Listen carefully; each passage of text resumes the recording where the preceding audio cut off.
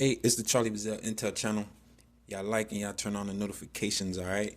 Today, I got the NBA Finals post review, alright? I know the NBA Finals was like, about a day or two ago. And I just had to really go and watch the whole series and really take an in-depth look at how this game went, or how this series went, sorry. So, to start off, I'm going to start with the Pacers. As y'all know, Tyrese Halliburton went down in the first quarter.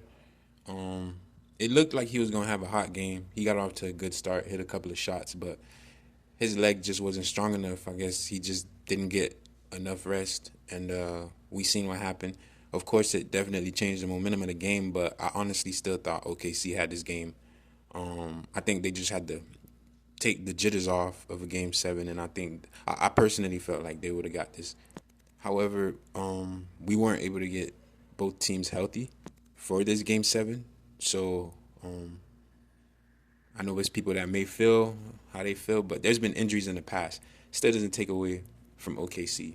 SGA had a pretty good performance. I'll be honest, I think SGA is gonna be good for a while, like a good while.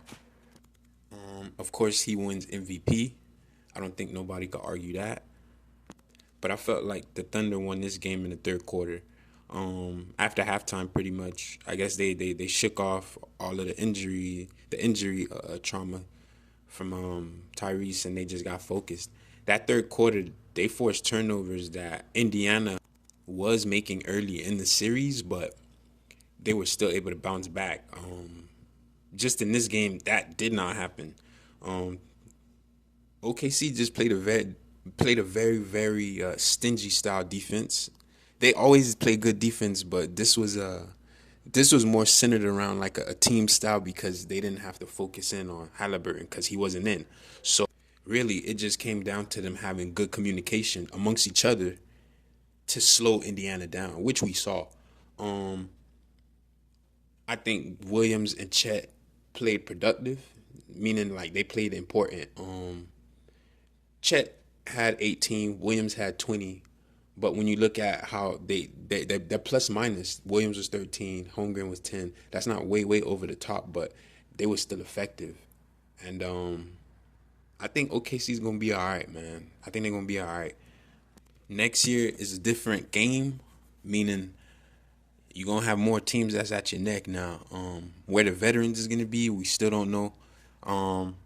And when I say meaning where the veterans will be, meaning where they are at as far as them wanting to compete for a championship, I think OKC is still a good contender even next year. Same thing with Indiana. But honestly, I just feel like Tyrese was the X factor in this game pretty much. That if Indiana had a chance, he was going to have to be able to play a full game to go. Such was not the case.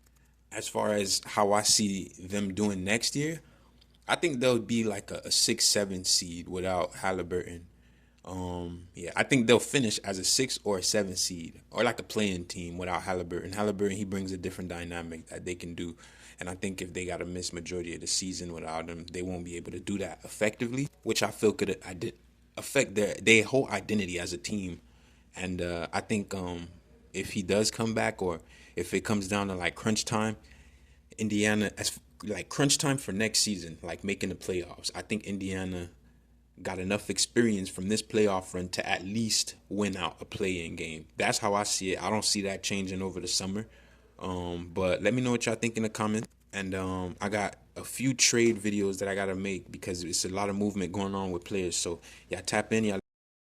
Yeah, let me know, and I'm out. Y'all have a good one.